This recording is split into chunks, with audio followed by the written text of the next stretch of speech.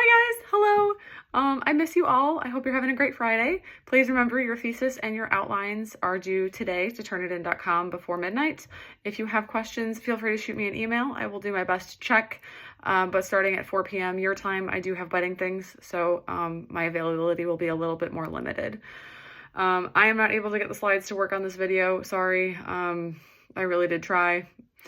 But if you want to follow along in your notes, I will do my best to kind of tell you where I'm at. I'm following along off screen. We are going to go over book 9 in this video, and then I'm going to switch to a second video for book 10. You need to take notes on both of those as we go.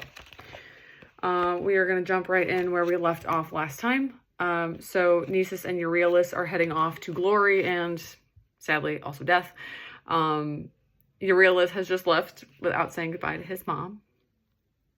Sorry, Cole. But he is at least going to make provision for her in the event that he does die. So I am at that slide that says Nisus and Euryalus, and then the first line is Euryalus close in age to Ascanius. That's what I'm looking at.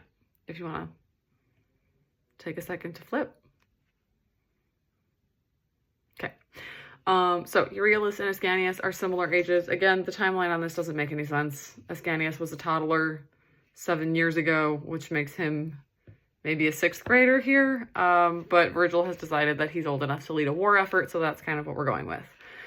Euryalus, his parting wish to the council, the thing that he asks for is that in the event that he doesn't make it, that they will take care of his mom. We do see that pietas there. And like we talked about last time, he's not a bad person. His heart is in the right place. He's just going to lack that self-control that we need. I am skipping ahead. We talked about how the glinting of the helmet is what gives Euryalus away. Hector answered under his helmet in the Iliad. That is what made him make that decision to camp out on the plain, where ultimately the Trojans are pushed back. Euryalus is also basically a good guy who gets carried away by his healthy desire to be glorified for doing the right thing. But here it's going to take over. Euryalus is going to end up getting captured. The image here is really important. Spoils of war are heavy. And it says that he is burdened with ponderous spoils, which means it's not just the helmet. It's not just a cool sword that he found. Like, he is carrying everything that he can carry. And all of that metal is heavy. And it is the weight of the treasure that slows him down and captures him. He's not captured by the Volscians, not really. He is captured by his own greed, by his own desire for treasure. And remember, treasure isn't just about money.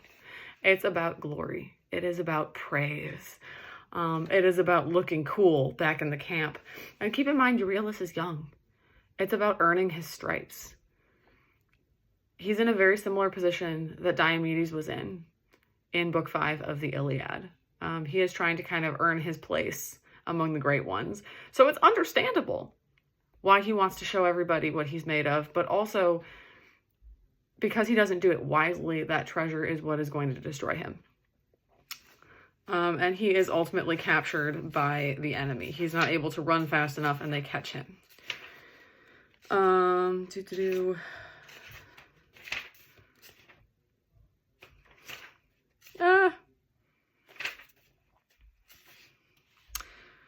The dark branches and his ponderous spoils hampered Euryalus, and the network of trails confused and panicked him. Again, we see fear, we see that emotion kind of kicking in. Nisus got through and would have escaped the enemy when he stopped and looked back to no avail for his missing friend. A cry reached his ears, and he saw Euryalus, misled by the terrain, betrayed by the night, and overpowered in the sudden tumult. Euryalus struggled desperately as the band dragged him away. And then I want you to look really carefully at Nisus's response. Hold on, I'm scrolling to my next slide here. So you're scrolling to that next slide. It says Nisus sees Euryalus being taken. That's kind of where I am.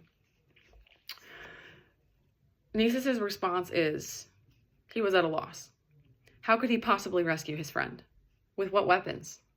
What force? Or should he charge right into their swords to a swift and beautiful death? Pumping his spear arm, he looked up to the moon and prayed.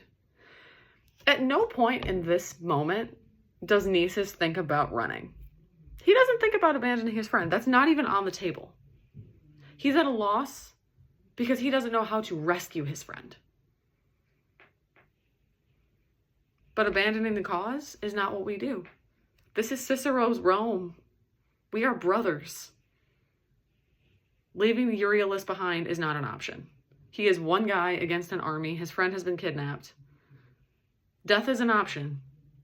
Abandoning a friend is not. Even though Euryalus got himself into this trouble by his own stupidity, Nisus is not going to abandon his principles by running out. We are Romans. We die, but we don't flinch. Beautiful. Nisus is going to throw spears into the armies, into the group of Volscians over there. He hits a couple of guys. They're looking around for the source of the attack. And then when they threaten to kill Euryalus on the spot, that's when Nisus reveals his position. Out of his mind with terror and no longer able to remain hidden in darkness, he shouted, "Me, I did it. Turn your swords on me, Rutulians. It was all my idea. He couldn't have done it, wouldn't have dared. I swear by the sky and the stars that see all. He only loved his unlucky friend too much." And those are the last words that we get from Nisus. He only loved his unlucky friend too much. His last words are defending Euryalus, defending the man who got Nisus killed, who got us into this position. If Euryalus had stayed home like Nisus told him to in the first place, none of this would have happened. But now that we're here, Nisus's last words are in defense of his friend. It is a beautiful death, just like he wanted on the last page. There is a note to Nisus's limited decision-making, out of his mind with terror. Again, we see fear playing a role.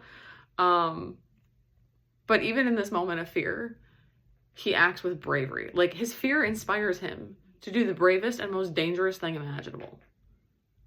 To run into a clump of enemies on what is certainly a suicide mission.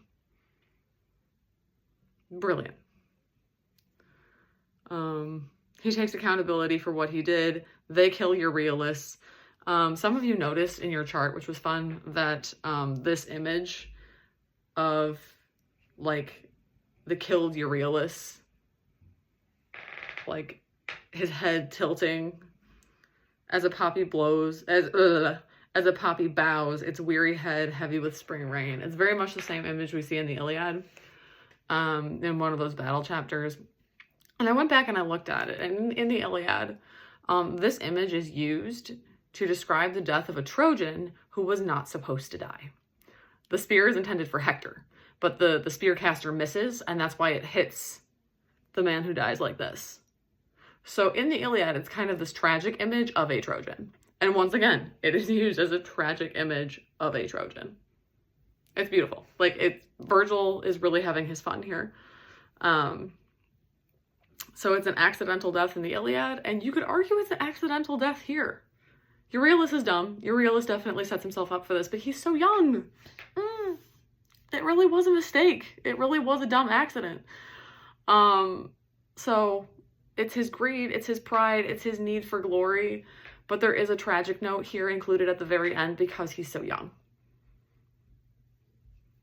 You are all smart, brilliant, beautiful people with a great deal to look forward to. But you also have a lot to learn. You're not going to make a perfect choice every time. And that's what growing up is all about. And Euryalus is kind of in a similar place. He's not a whole lot older than you. And so for his, like, moment of misjudgment to have such severe consequences is tragic. Again, the Romans are using him as an example of what not to do, right? We see, like, he is very, very responsible for the bad choices that he makes. They just include this tragic note at the end here to remind us that, you know, he was young and perhaps made an understandable error in judgment. And the death of Nisus is one of the most glorious moments in this whole poem, in my opinion. He rushes the leader of the opponents here, Volscians. The troops surround Nisus, tried to push him back, but he kept on coming, his sword flashing like lightning, until he buried the blade full in the face of the Rutulian, and dying himself, deprived his enemy of life. Then, pierced and slashed, he threw himself upon his lifeless friend, and there finally rested quietly in easeful death. Happy pair, if my poetry has any power, never shall you be blotted from memory. As long as the house of Aeneas stands on the capital's unmoving rock, and the Roman father rules supreme. His last moments are glorious. In his last moments, he achieves his goal here. He kills the enemy commander. He killed a whole bunch of Rutulians already, just like he told the council he would. He kills the captain of one of their allied tribes. He knows it's a suicide mission, but he gets the guy on his way down. The Romans would love this. The Romans would be running around making Nisus t-shirts and wearing war paint. Like, this is exactly what they're all about. There is a quick little nod to Achilles and Patroclus, right? Patroclus dies, and then Achilles seals his own fate, effectively choosing to follow Patroclus in death, just like Nisus chooses to follow Euryalus. Virgil's description of them as a happy pair is a little odd. But I guess to go out in a blaze of glory and to be remembered forever. Maybe it's a good way to go for Romans too, just like it was for Greeks. The next half of this book is a great big fat battle chapter. Homer would be so proud of this. I am flipping.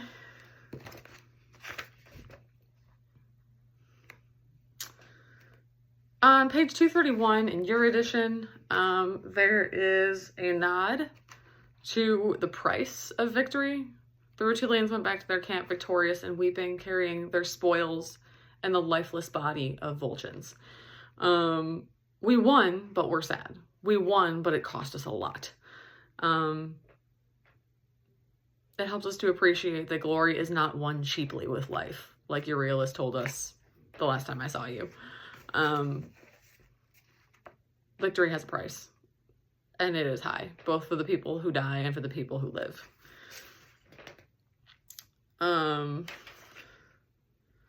We are going to see that from Euryalus' mother in a few pages, when she finds out that he died. At the top of 232, this sequence is very, very Andromache coded. As we read through this, I want you thinking about Hector's wife. Remember, when Hector's wife finds out that he died, she kind of finds out by intuition. She senses that something is wrong. She's weaving at the time. She runs up to the top of the wall. She looks out over the wall and she sees Hector's dead body being dragged away behind Achilles' chariot. She screams. Her headbands fall off, the headbands she was wearing when she married him. It's kind of this like tragic moment of grief and loss, this moment when we see their marriage has ended. And we are going to see a very similar sequence here with Euryalus' mother. So again, that the love, the pietas is being used here. Like that kind of love, that kind of devotion, but across generations. So it was a husband and a wife in the Iliad. He's using that same relationship, that same devotion on a mother-son level here to really show us the importance of like that Ciceronian family dynamic in Rome. I got excited and I dropped my page. Give me 1 second. What did I say it was? 262?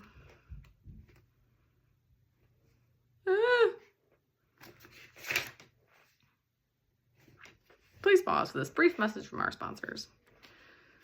Here we go. Okay. Her bones turned to ice. The shuttle fell from her hands. She flew out of the house, tearing her hair. This is Euryalus' mom. Her voice quavering in high lamentation, and in her madness made for the ramparts and the front lines of battle, ignoring the men, the danger, the weapons flying, and filled the sky with her cries. Is this you I see, Euryalus? You, my last and only comfort in old age. How could you leave me alone like this? And when you were sent into danger, not even to tell your poor mother goodbye. Now you will lie in a strange land, prey to the dogs and birds of Latium. And I, your mother, did not bury you, or close your eyes, or bathe your wounds. I did not shroud you with the robe I already made for you, working at the loom night and day. Where am I to go?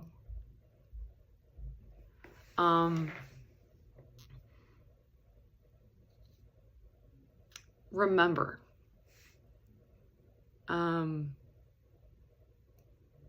Euryalus' head is on a pike in this moment. I hope you caught that when you read it. After Aeneas and Euryalus are killed, the Volscians cut the heads off of their bodies and put them on stakes. And so when Euryalus' mother comes up to the walls of the city and she looks out, she sees her son's head on a stake. This is a very gruesome, very difficult moment. It's a difficult, difficult image. And so this unnaturalness here, right? We see a dogs and birds moment. That's always a flag that something unnatural is going on here. Remember, Euryalus deprived his mother of the opportunity to care for him and mourn him the way that it should have been, by rushing into this battle against Nisus' will and by dying out there. So there are consequences at home as well as for him personally for this death. And this love of the mother is kind of how Virgil shows us the true tragedy of Euryalus' loss, not only for him personally, but for all of his people back home.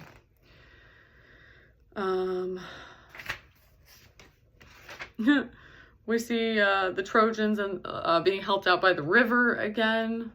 The warriors and the gods are protecting their city, super Roman. And then this is a great big battle sequence. Just for the sake of time, I'm not going to go through this in super, super close detail. Ascanius enters the war for the first time. His dad is not here, which is really scary, but he is able to take out Turnus's brother-in-law with an arrow. He is really proud of himself. He is going to be advised to kind of take a step back and not do a lot of fighting, right? We're kind of keeping his warrior spirit in check. We're making sure he doesn't get a little bit too big for his britches the way Euryalus did. And Apollo tells him, this is the way to the stars, right? This is, the stars are so often used in association with Roman glory, right? Ascanius is intentionally participating in the glory of Rome. He has a lot to look forward to. Apollo says, your fate is greater than Troy's, is exactly what Apollo tells him. But he is going to be held back and kept out of the war to keep him safe, right? Again, a Diomedes reference in book 5, and Ascanius is going to listen to the gods here just like Diomedes did.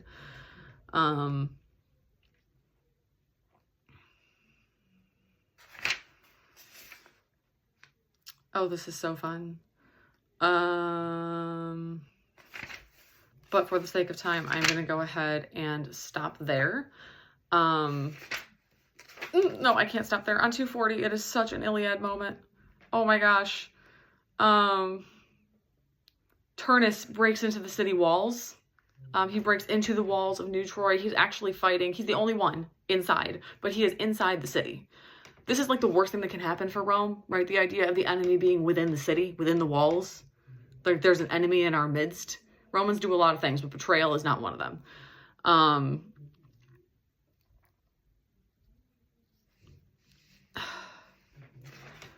Pandarus finally dies. Remember Pandarus who shot the arrow at Menelaus? He's still alive up to this point. His spear is knocked aside one more time. He just, literally, my note here is Pandarus literally cannot win. He throws a spear at Turnus, but Juno flicks it aside like Athena did, make sure it doesn't hit. And then Pandarus dies, which is just really heartbreaking and unfair, in my opinion.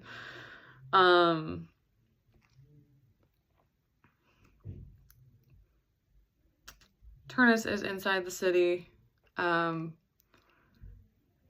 Pandarus loses his brother and he allows the gates to swing closed. So Turnus is inside the city and a lot of the Trojan fighters are outside the city, which is not great.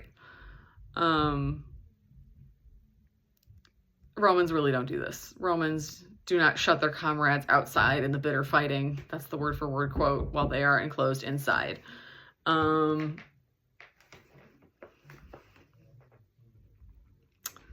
So yes, Turnus being inside the city is compared to a tiger in a sheep pen. And there's a really close parallel here with the death of Hector in the Iliad. Remember, Hector is outside the walls of Troy with his spear by himself, and his words in the Fagles translation are no way out. He is going to face Achilles man to man. There is no way for him to escape. Achilles is bearing down, running straight at him. The gates are closed behind him. He is out on his own, fighting against his people's greatest enemy all by himself.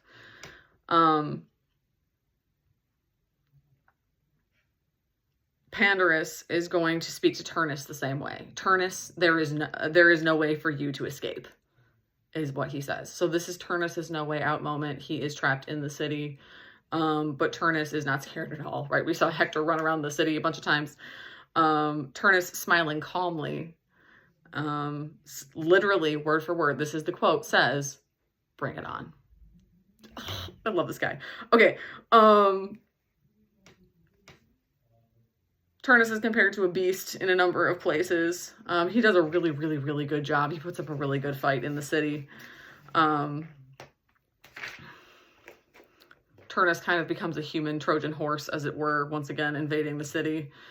Until ultimately he is sent out. And then the Tiber is going to help him escape. If you have questions about that, please ask me when I get back. I will answer them, but for the sake of time, I'm already at 22 minutes, so I want to make sure we have time to go through 10. So I'm going to stop there for right now. Write down your questions if you have any, and I will see you in the video for book 10 in just a couple minutes.